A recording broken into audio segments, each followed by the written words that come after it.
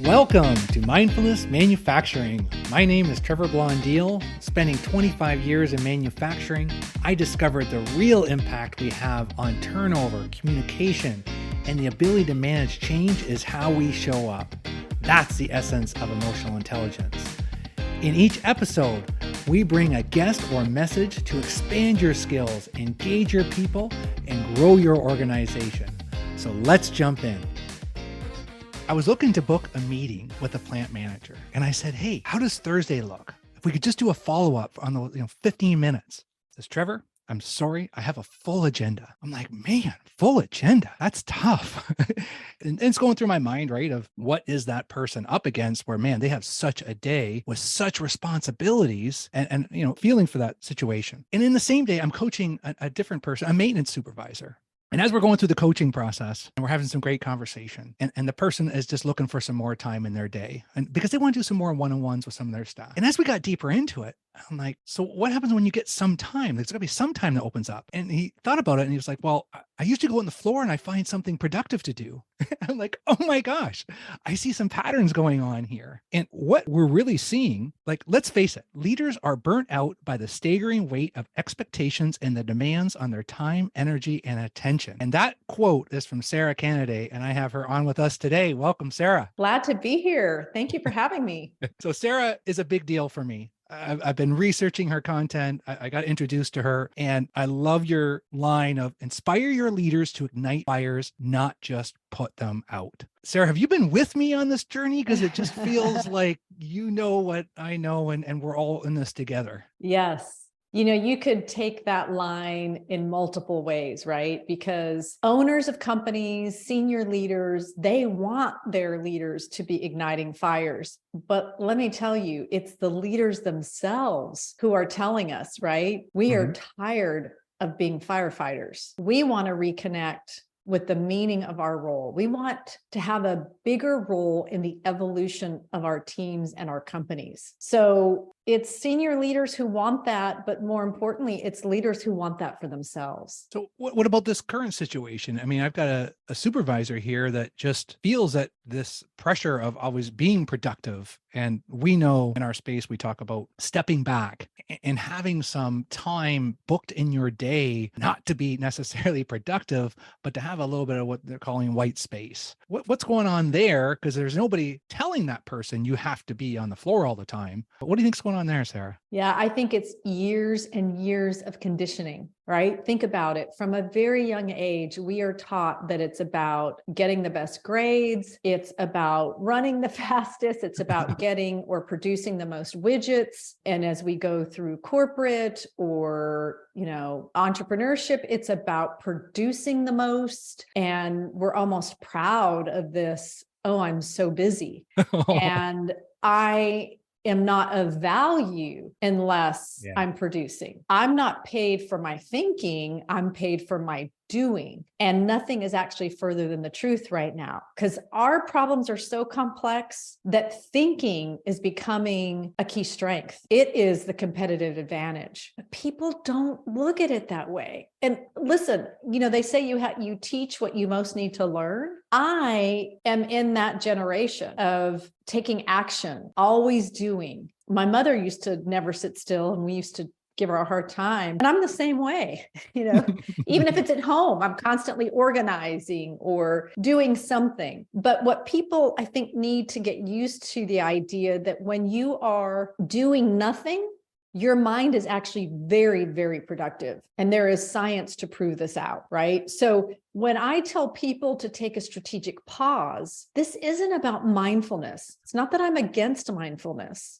That's good, because that's the name of this podcast. Well, great. Yeah. I think it's a value, but I'm taking it one step further, that when you take strategic pauses, and these are different than your mindfulness pauses, you are doing a lot of things. And I give people, leaders in my workshops, ideas. I probably shouldn't be, because it should be up to them. But, it's that time where you sit down with all the data that's been plaguing a decision and you separate the signal from the noise, right? So that you can get more clarity and declutter and make a better decision. Or you sit down with an application that you saw that could save you or your team a ton of time, but you haven't had time to tinker with it. So you have no idea if it could be serving you or your team. Or you use that time to pick up the phone and call a trusted peer and tell them about an awkward conversation you need to have. And you ask them to try on a few openings to see how it lands, right? I mean, these are all the things that you just keep putting aside. I'll do, yes, I'll get to, but they're actually clogging your thinking and they're draining you of not only creativity, but they're draining you of making connections of things that you may have missed in a moment. I'm trying to stay present and not think about my own self while you're talking, Sarah. Sure. But the listeners are going to be in the same boat. There's someone else driving probably right now thinking, I do that. And Diana, my partner, she just kind of told me that. It's kind of like, you're not booking enough open space. Like if you're back to back, like that's not sustainable. Right. And I like how you described that. And I think you really articulated what I was trying to say 4 years ago when I started the podcast. And no, this is not about everybody sits down for 15 minutes and closes their eyes. Sarah just said it. Where do we start, right? Like, I mean, we're listening to this. Okay, I know I do this, but yet I'm torn because it is bred in me to succeed and achieve. And where do you start? Well, I think it starts with a mindset, right? So you have to shift your mindset. And let's go back to that idea of the mindset that doing is what makes you productive. And right now, you really are most valuable when you're not only doing, you're thinking and you're discovering. And you really can't do the latter two if you're always doing the first, right? Because you're essentially taken up, your brain's occupied by whatever it is you're working on. Some of us are pretty adept at multitasking but really deep thinking and deep discovery, that doesn't happen when we're multitasking, right? So, and I think equally important is we're not solving problems that are multi-layered. Nobody is a lone range hero here. And so we forget, especially now that a lot of us are in our homes, we are not consistently with other people, that sometimes we need somebody else to put structure around our thinking, right? Mm-hmm. So when you reach out to somebody to just have a conversation and say, hey, can I process something with you? It is really helpful for that person. That's why when you hear people say, if you're really listening, you should paraphrase for somebody else. And most people roll their eyes because they think that's so gratuitous. Like, how corny is that? Well, I'm going to encourage you to think about it differently, because when somebody can repeat to you what you said, but slightly different, they're actually helping you put structure around your thinking. Because then you can say, well, yeah, that's kind of it, but here's what else I'm thinking. Or, yeah, I wouldn't have said it that way, right? I like the way you said it. So either way, you're helping the person, even though it feels gratuitous. So both of those things are just really important right now. Challenging our own thinking, maybe reaching out to somebody who doesn't typically line up with the way you see things. Mm-hmm. And doing it intentionally, because you'll get a broader perspective and probably a richer solution or idea. Yeah, in manufacturing, we don't have the problem of being at home because we're usually in the plant. Right. Yet when we're in the plant, it's kind of the opposite problem, where whether it's meetings or whether it's just that I'm more productive when I'm on the floor, or if I'm at my computer, I got to catch up on these emails and I got to write up this procedure. So where have you seen it work well, Sarah? Is it as simple as, like, do you book some time in your day where you're just don't have tasks, or what have you seen what works? Yeah, there's a couple things that work. Okay. So we started with the mindset. I think the other thing about the mindset is to really challenge yourself that you have more agency over your time than you think. Because a lot of leaders I meet with are like, yeah, Sarah, this sounds great, but you have no idea control of my time. Somebody else is. Well, I usually push back and I start to dig. All right, let's look at your calendar. Okay, tell me about this meeting. Is it something your boss expects you to go to? Well, no, but I've been going for the last year every month. Okay. What would happen if you stopped going? Well, I don't know. Sometimes they bring up information that relates to my team. Okay. Always? What percentage of the time? Could you risk it? Could you send somebody in your stead? Could you read the meeting minutes to make sure there was nothing applicable for you? Right. And so what I start challenging people with is what they do have control over, and also to consider a stop doing list. We're so good at our to-do lists, but when I ask people, what can you stop doing? That's really challenging for people. And I don't just stop at typical reports or meetings. I say, look at the big stuff. Right. And then again, I'll get pushback. Oh, I don't have the authority to stop a project or an initiative. Well, no, maybe not. But as a leader, I think you have the obligation to shed light on the fact that it's no longer serving you or your employees or your clients. Right. We just get into habit mode. And in fact, sometimes we cling to those habits the more chaotic things are, because that's what gives us comfort, right? When we're stressed, we anchor, We anchor. double down. I'm right there, right? So I think, again, mindset, feeling like you have more control than you think, having a stop doing list, letting go of the habits and practices that no longer serve you to make room for the things that do, right? And so, yes, looking at time in your calendar. And I always tell people, don't make that time in the plant, in the manufacturing site. If you can, schedule yourself a coffee shop on the way to work for 30 minutes. Oh, now you're getting crazy. Yeah. Schedule yourself on your own back patio. Anywhere, because a different scenery tends to create a different mindset. And it loosens up your brain to think a little differently. And start that as a habit. It could be once a week on Friday mornings. It could be once a day or 3 times a week at the end of the day for 30 minutes. Whatever serves you.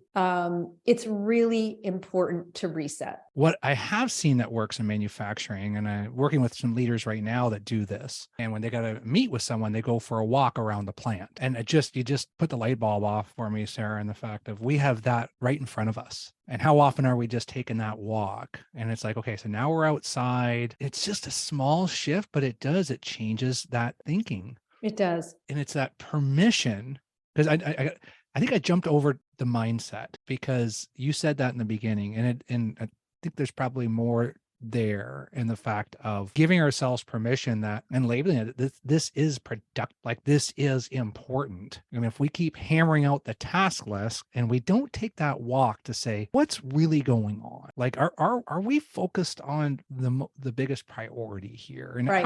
how are you and I really doing, Sarah? Like, it's moving fast. How are you doing? Yeah.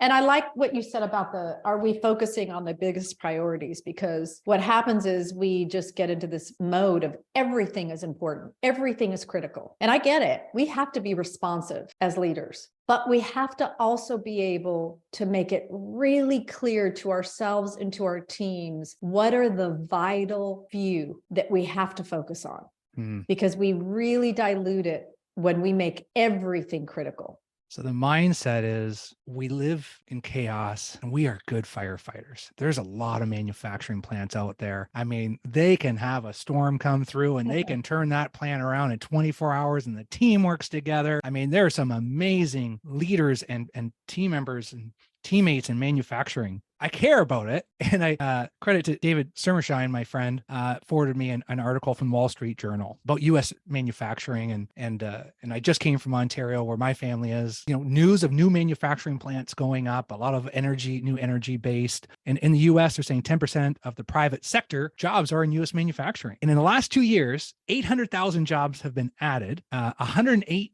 billion in capital, which is like the most ever been spent in manufacturing. And then the National Association of Manufacturers said we need another 800,000 right now. Diana's out at a plant right now because they have enough teammates, but they don't have enough leaders to lead the team. And then they're so busy. We like that. Right. I actually don't like that word, but that it's like, hey, let's slow down for a minute here. Let's talk to the leaders that we have about expectations. What do they need? What are we focused on? And if we focus on this, what results will we get? We need Sarah to remind us to say, hey, that's productive. Well, and you mentioned my little hot button, right? Which is leader expectations. And that's why I am such an advocate for leaders, right? I am not saying do this, don't be a firefighter, do this, because I'm trying to create a better experience for leaders. Because I think in the last, 3 years, the expectations we have placed on leaders have become exponential. And not only that, to some degree, they've become unrealistic. We wanted our leaders to facilitate social injustice conversation. And then next thing you knew, we wanted our leaders to figure out a way that people could work from any kind of situation, anywhere. And we wanted leaders to handle the supply chain issue in a way that both satisfies their external customer, but then protects their employees from being barraged and yelled at. And we wanted our leaders to protect the mental health of our employees. And just recently, we're asking leaders to be trauma informed and to look at work options for neurodiverse employees.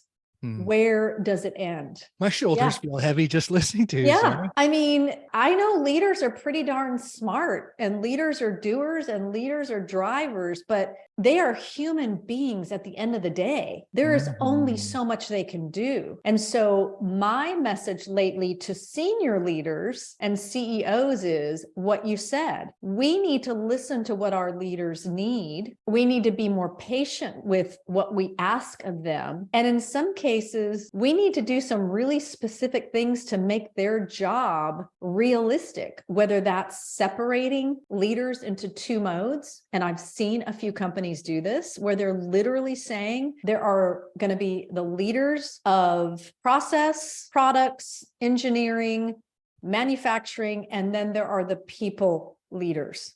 So you could literally report to two people. One is about your productivity, your project, your process, and one is about your anything from your needing your time off to your individual development plans to your professional development. The other thing I'm telling senior leaders is that they've got to look at redundancies. Leaders are trying to manage and lead, but then they're asked to fill out 10 reports, some of which overlap each other. They're asked to put together, presentations that frankly are beauty contests, right? I had a peer that used to say that to my boss. We got an assignment and she would just say, okay, is this a beauty contest or can I just put the numbers together? And I thought that was brilliant. It is beautiful. Because she didn't have the time. This is not about impressing you. It's about giving you what you need and also giving myself enough time to do my job, right? So, I've also suggested that companies, where they can, consider hiring an internal corporate psychologist for their leaders, somebody they can go to not only help protect their mental health, but make them healthy enough to be there for their employees. So there's a lot going on here. When you and I first met, and that was our first conversation, and I was like, yeah, we need to talk more about this. Yeah. Because we know it's there. And if we need 800,000 more people in manufacturing, then we need to be more engaging because there's a reason that they're not all flooding this industry. And coming back to mindset of what do we really want our leaders doing so that we are serving the team in the way that they need, and what is the priority? Because you think about that. Yeah, the wellness. Yeah, make sure of course we want to have a relationship with the team, and you really want to know how they're doing. And if you see a behavior that's different, then that's your responsibility to ask, hey, what's going on? You seem a little bit different today. We talk about that and all the other aspects that you kind of went through in the reports, and it's kind of like, well, hold on a minute. And okay, so I love your friend and this how she proposed it a little bit differently, like, hey, is this more for beauty? But I'm in my car, I'm driving to the plant and I'm thinking to myself, oh my gosh, Sarah, you've just made it almost worse because now I can see it and now I can't unsee it. And I'm going in and I'm not the CEO, but I know right now that myself and most of the leaders that I work with are not great at saying no, because as general, we like to please, we like to succeed. And it's kind of like, yeah, I can get that report. Heck yeah, I can. And it's kind of like, and we say yes. And then at the end of the day, we don't get it done. And then there's someone behind another door saying, man, Trevor, he's just not getting it done. And it's like, okay, has anybody talked to Trevor to see what's going on? Right. And like, maybe he's really good and he's lost on these expectations, and like he's forgot about this one because he's trying to please this one. So when I walk it through the doors today, Sarah, how do we start that conversation with, maybe, like you said, whether it's a peer or whether it's someone we report to? And we know right now, what can we start? Well, I mean, I do think that it starts with you, right? It starts with sort of putting aside your own biases and your own thoughts, right? Like this person is just not with it. They can't keep up. They're not equipped. They were good when things were at this level of productivity, but they can't handle it when it's at this level. Anything that could be clouding your judgment. And we all do it. It happens. Absolutely. But if you can consciously set aside your thinking, right, and come from curious and think positive intent. So that's step one. And then that way, when you meet with somebody, it's not doomed to fail. And you are completely present and you're asking questions. You're there to just discover, here's what I'm observing. Here's what I'm noticing. What do you think? What has it felt like to you lately? Tell me how you see it. And, even if they're not in touch with how they are performing or things that are getting lost through cracks, you can still say to them, if they don't self-disclose, are you open to hearing what I'm observing? Just the way you ask that really helps disarm a person. And then you can have a conversation and help discover together what might be going on and help that person. And so, maybe you're the one that says, look, I know I've asked you for this, or so-and-so's waiting on this report, and you want to have this undivided attention for an hour to put together this amazing pivot table on a spreadsheet with graphs. And I think right now they just want the bottom line numbers. What if you just sent an email saying, look, my intent was to give you an overview with X, Y, and Z, but in the interest of time, I thought I would just give you the high level numbers on this email. If you want me to dig deeper, or if you want the background or want more, it's just going to take me more time. But for now, I wanted to at least get you what I could. Or if you're not sure, you ask, hey, would it be okay to go ahead and, I know we're used to seeing this in graph form or, in this template or whatever. In the interest of time and with the other priorities, is it okay if I just give you the high level numbers? We just make assumptions constantly. This is gold, because if we can listen to this episode, and Sarah, and then take a little bit of action when you leave here, just ask a question, find something in your day that maybe you can question.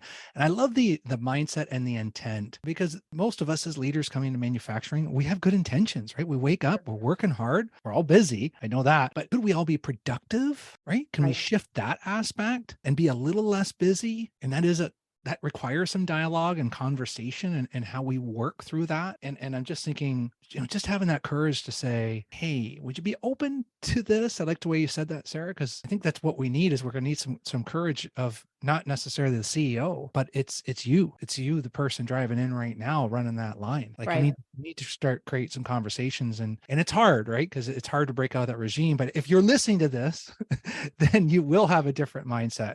And I will tell you, even over the last week, so I read Leadership Unchained by you over the weekend, and it got me thinking in some different areas. I kind of wrote down some notes. I went through it on Audible, so I kind of I like doing that clip, and then I'll record a little note in there saying I want to come back to this and think through this later, right? And when I come through it, and then now I've got another material with the coaching essentials for managers. You put that one out a couple of years ago. That sounds like, or just more recently, Sarah, and that's getting me thinking on some different contexts. I can see that can help some leaders. So there's some great resources for our listeners. But what do you want to leave them with, Sarah, when they leave and they think of you? What do you want them to leave with today? I think the main thing is that I want leaders to know that they deserve to create a better experience for themselves. And it's a domino effect. If they do that, then they can light the way for progress for those that report to them. But it does start with them. It really does. That's the tone. That's the, if you feel purposeful, if you feel that you're doing what you can to create an experience that reconnects you to why the heck you became a leader in the first place, then you're closer to being there for and with your employees.